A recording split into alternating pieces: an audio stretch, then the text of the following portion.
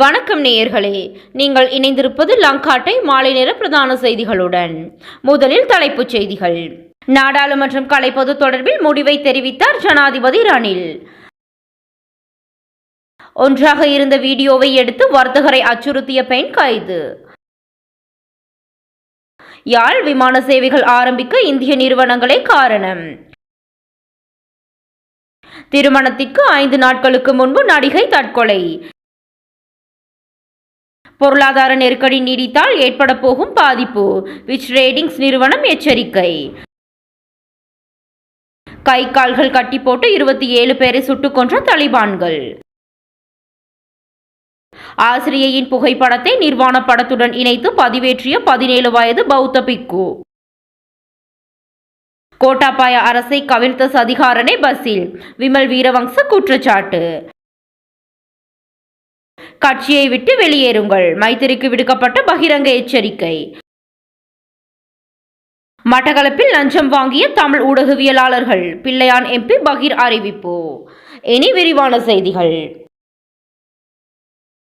குறித்த நேரத்திற்கு முன்னர் நாடாளுமன்றம் கலைக்கப்பட மாட்டாது என ஜனாதிபதி ரணில் விக்ரமசிங்க ஆளும் கட்சி உறுப்பினர்கள் கூட்டத்தில் தெரிவித்துள்ளார்.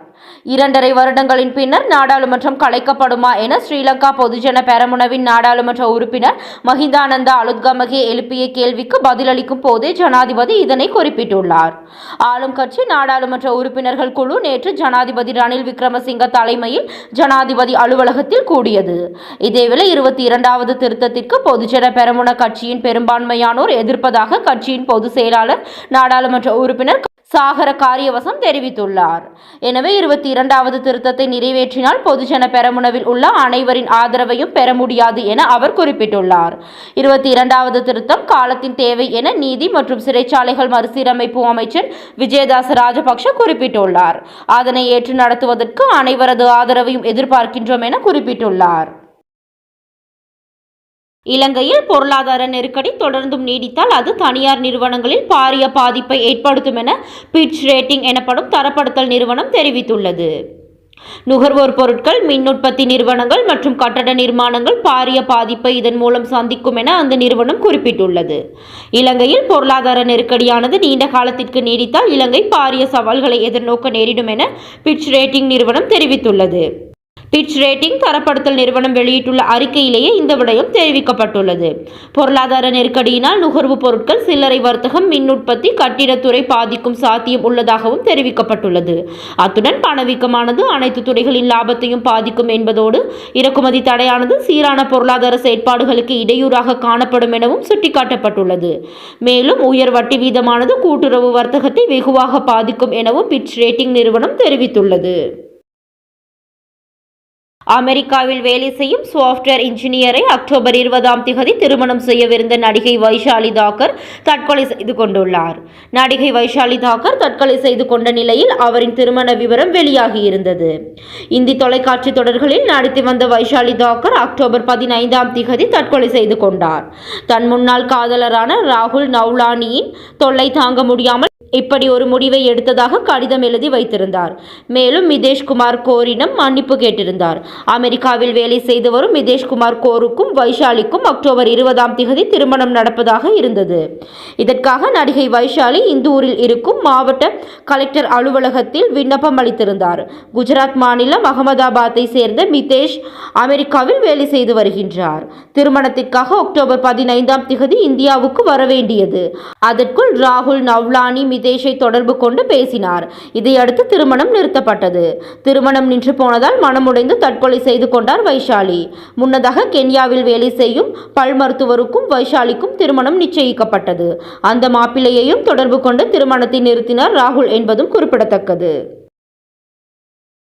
இணையதளம் வழியாக பாடம் நடத்திய தனது ஆசிரியையின் புகைப்படத்தின் முகப்பகுதியுடன் நிர்வாண படத்தை இணைத்து அதனை சமூக வலைதளங்களில் பகிர்ந்த எம்பிலிப்பிட்டிய சூரியகந்தை விகாரையை சேர்ந்த 17 வயதான இளம் பௌத்த பிக்குவை குற்றவியல் விசாரணை திணைக்களத்தினர் கைது செய்துள்ளனர்.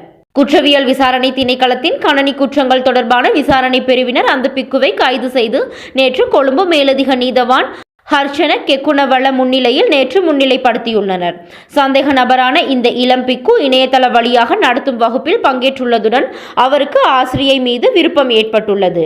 வகுப்பு நடத்தப்படும் வாட்ஸ்அப் குழு ஊடாக பிக்கு இதனை ஆசிரியைக்கு தெரியப்படுத்தியுள்ளார்.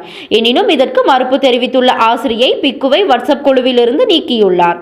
அதன் பின்னர் பிக்கு அந்த ஆசிரியையின் புகைப்படத்துடன் நிர்வாண புகைப்படம் ஒன்றை இணைத்து வாட்ஸ்அப் சமூக ஊடகம் வழியாக பகிர்ந்துள்ளதாக காவல்துறையினர் நீதிமன்றத்தில் தெரிவித்துள்ளனர். இது தொடர்பாக ஆசிரியை செய்த முறைப்பாட்டுக்கு அமைய பிக்குவை கைது செய்ததாகவும் காவல்துறையினர் நீதிமன்றத்தில் கூறியுள்ளனர். இதனை அடுத்து சந்தேக நபரான பிக்குவை 5 லட்சம் ரூபாய் பெறுமதியான சரீர பிணையில் விடுதலை செய்யுமாறு பதில் நீதவான் உத்தரவிட்டுள்ளார். இன்றைய சபை அமர்வில் உரையாற்றிய நாடாளுமன்ற உறுப்பினர் சிவனேசதுரை சந்திரகாந்தன் தெரிவிக்கையில், மட்டக்களப்பில் பல ஆயிரம் ஏக்கர் காணிகள் அரசு அதிகாரிகளின் அரவணைப்பில் பல தனியார் முதலாளிமார்களுக்கு விற்கப்பட்டுள்ளது. மக்கள் இருப்பதற்கு காணிகள் இல்லாத நிலையில் இவ்வாறான ஒரு சம்பவம் மட்டக்களப்பில் இடம்பெற்றுள்ளது. இது பற்றிய சிங்கள ஊடகங்கள் செய்தி வெளியிட்டுள்ளன. ஆனால் தமிழ் ஊடகங்கள் இது பற்றி எந்த செய்தியையும் வெளியிடவில்லை. இது பற்றி நான் ஆராய்ந்த போது அதிர்ச்சியான தகவல் ஒன்று வெளியாகியுள்ளது. பல ஆயிரம் காணிகள் தனியாருக்கு தாரை வார்க்கப்பட்ட நிலையில் மட்டக்களப்பை சேர்ந்த ஊடகவியலாளர்களுக்கும் தலா 10 பேச்சஸ் காணி இதில் வழங்கப்பட்டுள்ளது. இதனால் அவர்கள் செய்தியை வெளியிடவில்லை. ஆகவே இந்த விடயம் கண்டிக்கத்தக்கது. மக்களை சேர வேண்டிய பல ஆயிரம் ஏக்கர் காணிகள் இப்போது பணம் படைத்த முதலாளிமாருக்கு அரசு அதிகாரிகளின் ஒத்துழைப்புடன் வழங்கப்பட்டுள்ளது என்றார். கடந்த அரசாங்கத்தை கவிழ்க்கும் சதியின் பின்னணியில் விமல் மற்றும் கம்மன்வில இருந்ததாக முன்னாள் அமைச்சர் ஜான்ஸ்டன் பெர்னாண்டோ முன்வைத்த குற்றச்சாட்டிற்கு நாடாளுமன்ற உறுப்பினர் விமல் வீரவங்ச பதிலளித்துள்ளார். கோட்டாபய அரசாங்கத்தை கவிழ்த்த உண்மையான சதிகாரர் பசில் ராஜபக்ஷ என்று அவர் தெரிவித்துள்ளார். விமல் மற்றும் கம்மன்விலவை அமைச்சரவையில் இருந்து நீக்கும் வரை தாம் அமைச்சரவையில் இணைய போவதில்லை என பசில் ராஜபக்ஷ அப்போது அதிபர் கோட்டாபயவிடம் தெரிவித்ததாக அவர் கூறினார். பசில் ராஜபக்ஷவை அவரது விருப்பப்படி செல்ல வைத்ததாலேயே நாடு இன்று இந்த நிலைக்கு வந்துள்ளது என நாடாளுமன்ற உறுப்பினர் மேலும் தெரிவித்துள்ளார். இரத்தினக்கல் வர்த்தகர் ஒருவருடன் இந்தியாவில் தங்கியிருந்த பெண் ஒருவர் இருவரும் ஒன்றாக தங்கியிருந்ததை தனது மொபைல் போனில் வீடியோ எடுத்து அதனை வர்த்தகரின் வீட்டாரிடம் காட்டப்போவதாக அச்சுறுத்தி 70 லட்சம் ரூபாய் கப்பம் கேட்ட நிலையில் கைது செய்யப்பட்டுள்ளார். களுத்துறை பிரிவு குற்ற விசாரணை பிரிவினரால் கைது செய்யப்பட்ட குறித்த பெண் மாளிகாவத்த பிரதேசத்தில் வசிக்கும் 32 வயதுடைய 2 பிள்ளைகளின் தாய் என்றும் தெரியவந்துள்ளது. பேருவளை பிரதேசத்தில் உள்ள இரத்தினக்கல் வர்த்தகர் ஒருவர் செய்த முறைப்பாட்டுக்கு அமையவே சந்தேக நபர் கைது செய்யப்பட்டுள்ளார். முறைப்பாட்டாளர் வியாபார விடயமாக இந்தியாவுக்கு சென்றிருந்த போது குறித்த பெண்ணுடன் தொடர்பு ஏற்பட்டுள்ளதாகவும் பின்னர் இருவரும் ஹோட்டல் ஒன்றில் தங்கியிருந்ததாகவும் போலீஸ் விசாரணைகளில் தெரிய வந்துள்ளது. குறித்த இருவரும் இந்த மாதம் 14ஆம் திகதி இலங்கைக்கு திரும்பி வந்துள்ளதுடன் பின்னர் இந்த பெண் வர்த்தகரை மிரட்டி 70 லட்சம் ரூபாய் கப்பம் கோரியுள்ளார். பணம் தராவிட்டால் இருவரும் ஒன்றாக இருந்த வீடியோவை வர்த்தகரின் வீட்டாரிடம் காண்பிப்பதாக அச்சுறுத்தியுள்ளார். இதனை அடுத்து வர்த்தகர் அப்பெண்ணின் வங்கிக் கணக்குக்கு 10 லட்சம் ரூபாவை வைப்பிலிட்டுள்ளார். எனினும் 2வது தடவையாகவும் தொலைபேசி அழைப்பை ஏற்படுத்திய அப்பெண் மிகுதி பணத்தை கோரி அச்சுறுத்திய நிலையிலேயே வர்த்தகர் போலீஸ் நிலையத்தில் முறைப்பாடு செய்துள்ளார். இதனை அடுத்து பணத்தை பெற்றுக்கொள்ள களுத்துறை நகருக்கு வருமாறு அந்த பெண்ணை அழைக்குமாறு போலீசார் வர்த்தகரிடம் தெரிவித்துள்ளதுடன் பணத்தை பெற்றுக்கொள்ள அப்பெண் வருகை தந்த போது கைது செய்துள்ளனர். தற்போதைய நெருக்கடிக்கு மத்தியில் யாழ் சர்வதேச விமான நிலையத்தின் மேலதிக அபிவிருத்தி நிறுத்தப்படுமா இல்லை தொடர்ந்து முன்னெடுக்கப்படுமா என நாடாளுமன்ற உறுப்பினர் புத்திக பத்திர சபையில் இன்று கேள்வி எழுப்பினார். யாழ் விமான நிலையத்தை சர்வதேச விமான நிலையமாக அபிவிருத்தி செய்யப்பட்டது. தற்போது அதனை விஸ்தரிக்கும் வேலை திட்டம் சில வருடங்களுக்கு முன்னர் ஆரம்பிக்கப்பட்டது.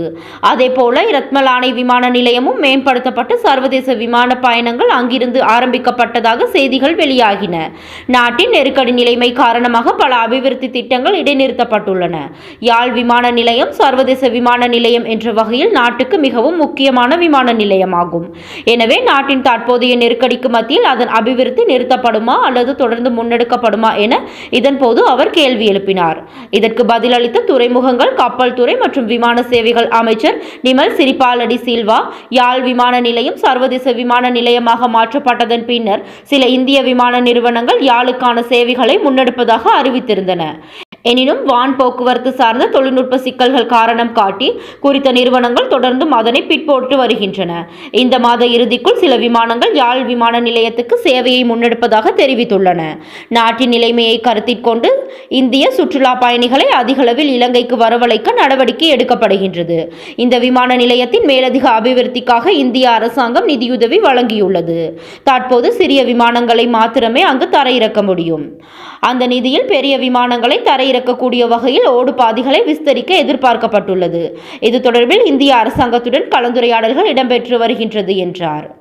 இதேவேளை பாரிய நிதி செலவில் ரத்மலானை விமான நிலையமும் அபிவிருத்தி செய்யப்பட்டது. அது தொடர்பிலும் சிக்கல்கள் உள்ளன. எனினும் ஆரம்பத்தில் மாலைத்தீவு விமான சேவை ரத்மலானைக்கு சேவைகளை முன்னெடுக்க விருப்பம் தெரிவித்திருந்தது. எனினும் பின்னர் நாட்டு நிலைமையை கருத்தில் கொண்டு சற்று பின்வாங்கியது. அந்த சேவைகளை மீள ஆரம்பிப்பது குறித்து இலங்கை அரசாங்கம் கலந்துரையாடி வருகிறது. தற்போது அவ்விமான நிலையம் விமான பயிற்சி நிலையமாக உள்ளது. அத்துடன் இதனை தனியார் ஜெட் விமானங்களுக்கான பிரத்யேக தரிப்பிடமாகவும் மாற்ற தீர்மானிக்கப்பட்டுள்ளது எனவும் அமைச்சர் இதன்போது தெரிவித்துள்ளமை குறிப்பிடத்தக்கது. ஆப்கானிஸ்தானில் கை கால்களை கட்டி போட்டு 27 பேரை தலிபான்கள் சுட்டுக் கொன்ற சம்பவம் நிகழ்ந்துள்ளது. ஆப்கானிஸ்தானில் கடந்த ஆண்டு ஆகஸ்ட் மாதம் தலிபான்கள் ஆட்சி பொறுப்புக்கு வந்தது முதல் இந்துகுஸ் மலைத்தொடரின் அருகே அமைந்துள்ள பஞ்ச்சீர் மாகாணத்தில் தலிபான்களுக்கு எதிரான கிளர்ச்சி படை செயல்பட்டு வருகிறது. இந்த கிளர்ச்சி படைக்கும் தலிபான்களுக்கும் இடையே அவ்வப்போது மோதல்கள் ஏற்பட்டு வருகின்றன. கடந்த மாதம் பஞ்ச்சீர் மாகாணத்தில் நடந்த சண்டையில் கிளர்ச்சி படையினர் 40 பேர் கொல்லப்பட்டதாகவும் 100க்கும் அதிகமானோர் கைது செய்யப்பட்டதாகவும் தலிபான்கள் கூறியிருந்தனர். இந்த நிலையில் பஞ்ச்சீர் மாகாணத்தில் சிறைப்பிடிக்கப்பட்ட நபர்கள் 27 பேரை கை கால்களை கட்டி போட்டு தலிபான்கள் கொடூரமான முறையில் சுட்டுக் கொன்றதாக பரபரப்பு தகவல்கள் வெளியாகியுள்ளன. கடந்த மாத இறுதியில் நடந்ததாக கூறப்படும் இந்த சம்பவம் தொடர்பான காணொளிகள் மற்றும் புகைப்படங்களை இங்கிலாந்தை தலைமையிடமாக கொண்டு இயங்கும் லாப நோக்கமற்ற விசாரணை அமைப்பு ஒன்று வெளியிட்டுள்ளது. இது அங்கு கடும் அதிர்ச்சியையும் ஏற்படுத்தியுள்ளது. ஸ்ரீலங்காவின் சிரேஷ்ட செயற்குழு உறுப்பினர் மொன்டேக் சரத் சந்திர கட்சியின் தலைவர் முன்னாள் ஜனாதிபதி மைத்திரிபால சிறிசேனவுக்கு 1000 கணக்கான கட்சி உறுப்பினர்கள் டாலி வீதியில் உள்ள கட்சி தலைமையகத்தில் முற்றுகையிட்டு தம்மை வெளியேற்றும் வரை நிறுத்தாமல் தமது பதவிகளை விட்டு வெளியேறுமாறு கோரி கடிதம் ஒன்றை அனுப்பியுள்ளார். 2015ஆம் ஆண்டு நல்லாட்சி அரசாங்கம் ஸ்தாபிக்கப்பட்டதில் இருந்து தற்போது வரை இலங்கை கட்சியை அழிக்க ராஜபக்ஷ குழுவினருக்கு தேவையான சந்தர்ப்பத்தை கட்சியின் தலைவர் உருவாக்கி அதன் மூலம் கட்சியை விரைவாக அழித்து வருவதாக குற்றம் சுமத்தி இந்த கடிதத்தை அவர் அனுப்பி வைத்துள்ளார். மேலும் 2018ஆம் ஆண்டு கட்சியின் செயலாளருக்கு அறிவிக்காமல் மஹிந்த ராஜபக்ஷவை பிரதமராக நியமித்து கட்சியின் ஒழுக்கத்தை மீறியதாகவும் பின்னர் செப்டம்பர் 2ஆம் திகதி கட்சி தலைவரை உள் ஜனநாயகத்தை கொன்றதாகவும் மொன்டேக் சரத் சந்திர இந்த கடிதத்தில் மேலும் குற்றம் சுமத்தியுள்ளார். 2015ஆம் ஆண்டு முன்னாள் ஜனாதிபதிக்கு நன்றி கடனாக சந்திரிகா பண்டாரநாயக்க கட்சியின் தலைவராக பதவியேற்ற போதிலும் கட்சி தலைவர் வரலாற்றை மறந்து செப்டம்பர் 26ஆம் திகதி பண்டாரநாயக்க நினைவிடத்தை பிரிக்க செயற்பட்டதாகவும் அந்த கட்டுரையில் குறிப்பிடப்பட்டுள்ளது. 2015ஆம் ஆண்டு ஜனாதிபதி தேர்தல் மற்றும் 2020ஆம் ஆண்டு பொது தேர்தலின் போது முன்னாள் ஜனாதிபதி கட்சியின் செயலாளருடன் இணைந்து ஸ்ரீலங்கா சுதந்திர கட்சியை பொதுஜன பெரமுனவுக்கு காட்டிக் கொடுத்ததாகவும் கடிதத்தில் குற்றம் சுமத்தப்பட்டுள்ளது. இது ஒரு முட்டாள்தனமான முடிவு எனவும் கட்சியினர் மாத்திரமல்ல முழு நாடும் அதற்கான விலையை கொடுக்கும் எனவும் மொன்டேக் சரத் சந்திர கடிதத்தில் மேலும் குறிப்பிட்டுள்ளார்.